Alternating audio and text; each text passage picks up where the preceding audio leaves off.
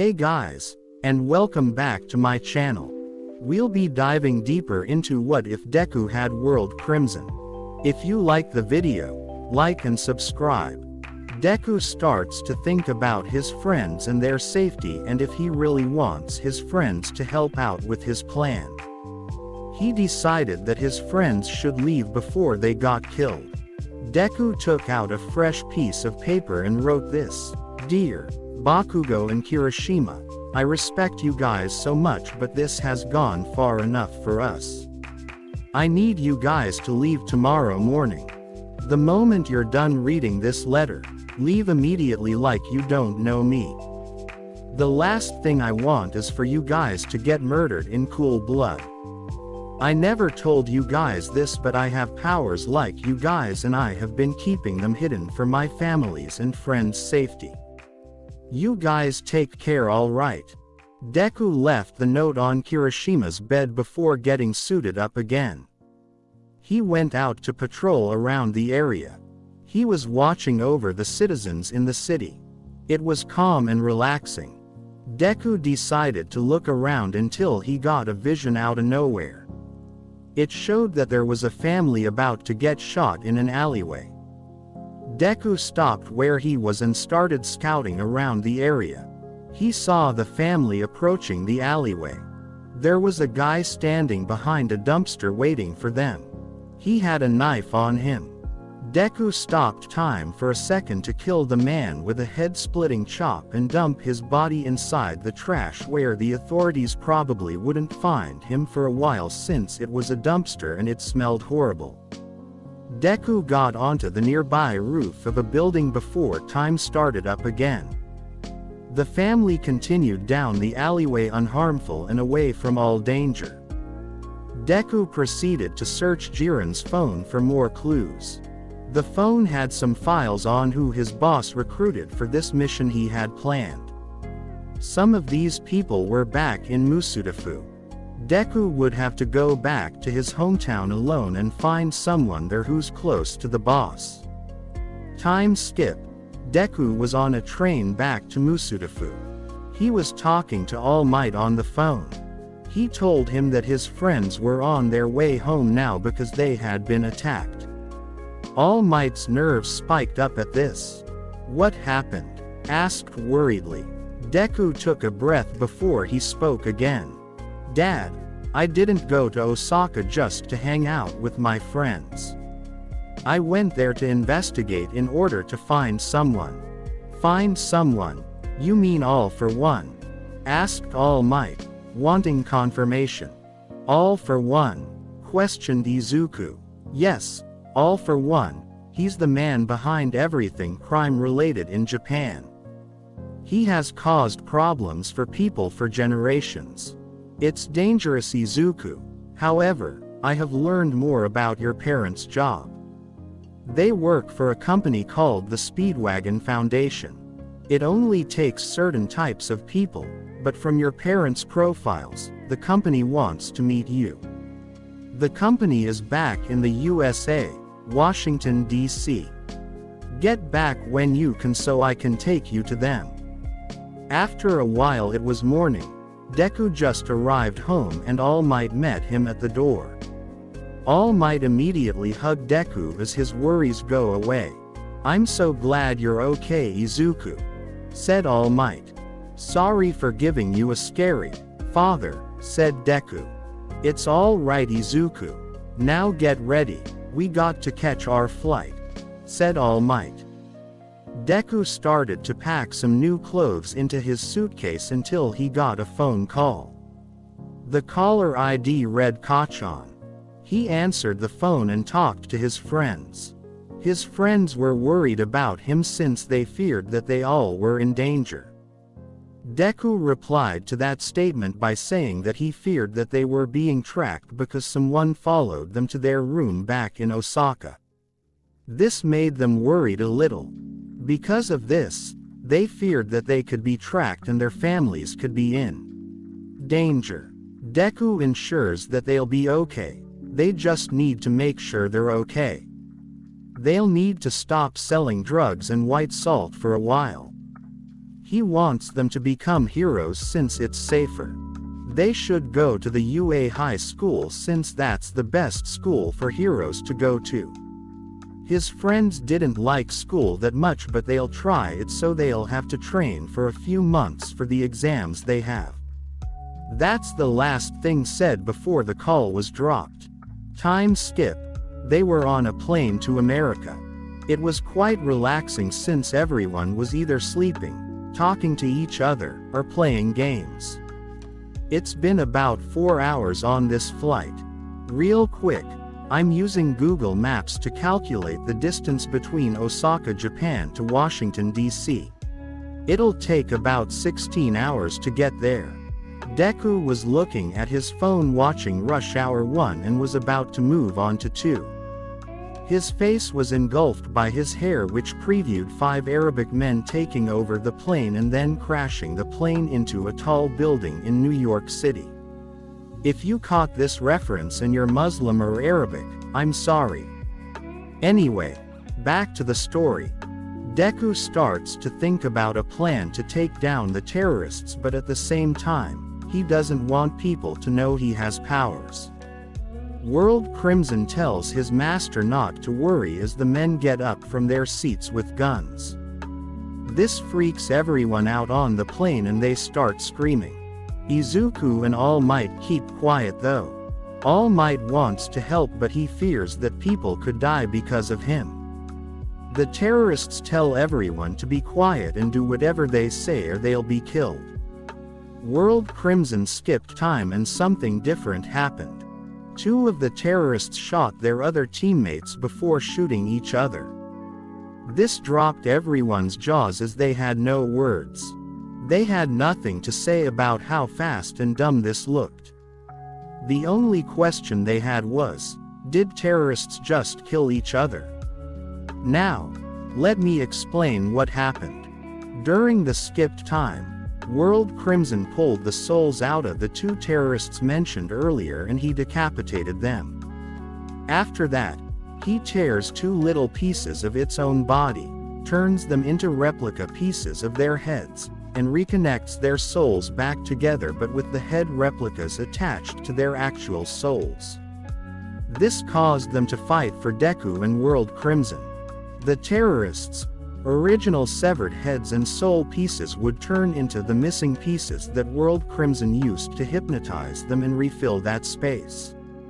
This had a little color difference though, but the original pieces of the stand would return once both the terrorists died.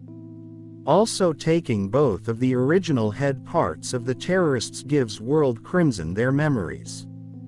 Because of this, the 2 terrorists shoot the other terrorists before killing themselves.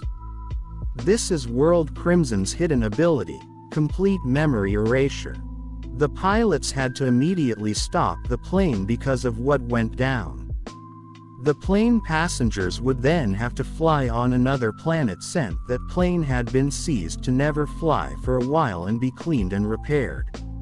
Now, let's time skip to their arrival at the Speedwagon Foundation. Once there, they would meet a familiar man with white clothes on. The man had blue eyes and black hair. He had a trench coat, cap, and pants. The trench coat had a strap over a red shirt the man was wearing. The trench coat's collar was standing up. The hat had a dolphin and sun logo on it. His trench coat had a heart and a flag kinda logo on it. The man was also wearing 2 belts for his pants. He was standing in front of the Speedwagon Foundation. He's the legendary time-stopping user of Star Platinum, Kujo Jotaro. They walked towards the Joestar and shook hands once they got there. Jotaro Kujo looked at Deku and sensed a deadly presence from him. He thought that he was a stand user, but he couldn't finalize this until he saw that he had a stand for himself. He had a striking resemblance to Inko and Hisashi Midoriya. Hello, Mr. Izuku Midoriya, I presume. Welcome to the Speedwagon Foundation. I would like to talk to you about the history of stands and enroll you in the Speedwagon Foundation, said Jotaro. Deku was kinda happy about this, but he didn't want to enroll so he could keep his stand hidden. He tells Jotaro that he doesn't want to tell him about his stand ability in order to keep it hidden, but Jotaro assures Deku that the news of his stand won't go public since they can control the news if word gets out.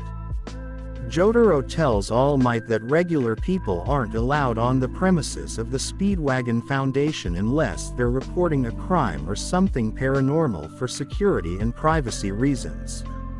All Might left the area and went to check around the city as All Might. Jotaro takes Izuku inside the foundation. The first room had stone pillars on both sides of the room. That room led to a room with 4 receptionists answering calls about paranormal activities and supernatural crime. All of the receptionists turned and welcomed Jotaro Kujo and Izuku Midoriya. There were some chairs and tables in this room. Izuku sat at a table on one side and Kujo on the other side. Jotaro told Izuku to tell him about himself. Izuku said that he's a stand user with the power of time. Power of time, huh? So your stand has a lot in common with my star platinum, declared Jotaro. Jotaro now had a purple-blue ghost beside him. The ghost had black gloves with golden buttons on them.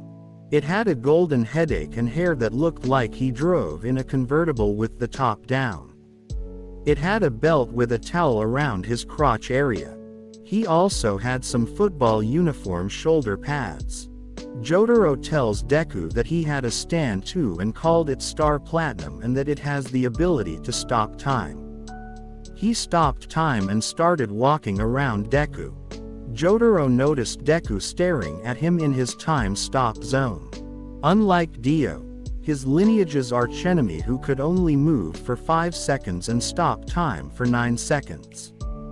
Everyone is going to say for 11 seconds, but to me and a lot of people, he stopped time for 9 seconds and thought that Jotaro's time stop was part of his. Now, back to the story. After Jotaro's time stop ended, Jotaro told Deku that he could move within his time stop for the whole duration. This is surprising to him since he's a human and usually, humans can only use time stop for 5 seconds maximum. This amazes Diavolopyrus since he thinks that he's practically a god with this much power to stop time for as long as he wants. Jotaro then goes on to tell Deku to meet him outside so they can test each other's power. For the plot, let's just say that there's a training field for sparring for stands. Once they get there, Jotaro tells Deku not to hold back and give him all he's got and bring all of his powers. Deku brought out his stand, World Crimson, as Jotaro brought out Star Platinum. They charged at each other and barraged each other. They barraged each other so much that they started to float in the air. Jotaro mysteriously disappeared as Deku started to read the future. It showed Star Platinum behind him about to punch him. World Crimson blocked the enemy stand's punch. World Crimson started to activate his time skip, deleting the world around them. Star Platinum would then throw a right hook and then an uppercut at where supposedly World Crimson was supposed to be. World Crimson and Deku made their way behind Jotaro. Time resumed as normal. Jotaro became confused as he looked around. When he turned around, he got punched in the face extremely hard. Jotaro was astonished at how good this kid was in a fight. For some reason, he got teleported somewhere he wasn't before. He asked if Deku had another ability and he replied by saying he could skip time as well as predict everything else around him. This power sounded promising to Jotaro. Deku could be unstoppable as a hero or villain with this much power at his disposal. He thinks he could be a great aspect to the Speedwagon Foundation. Deku doesn't really want to apply to work for an investigation group since he doesn't want to investigate things like stands. He wants to find the man behind the kidnapping of his mother. He started to pander to himself for a second that if he does join, he can get any equipment he wants for any mission he has in mind. Star Platinum and World Crimson were exchanging blows, but none of them were connecting. They were weaving and deflecting each other's blows. World Crimson was actually holding back and began to show his endless power as he threw a deadly punch. Star Platinum disappeared from Deku and World Crimson's sight as Deku was suddenly pieced up altogether. He was on the ground and hurt quite a bit. "Hey, kid, are you okay? We can stop if you want," said Jotaro. Deku slowly got up to his feet. He was still in pain from Star Platinum's time-stopped combo. He got time by that 20% power Kira combo. He ordered his stand to time skip as the world faded away from them. Star Platinum would do its next faded moves as the time skip zone turned into a time stop zone.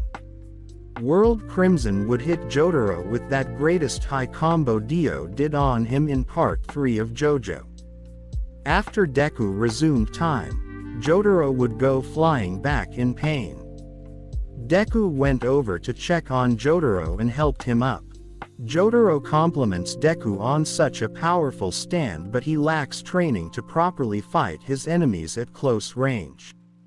He'll train him around his stand and explain the history of stands to him if he agrees to join the Speedwagon Foundation.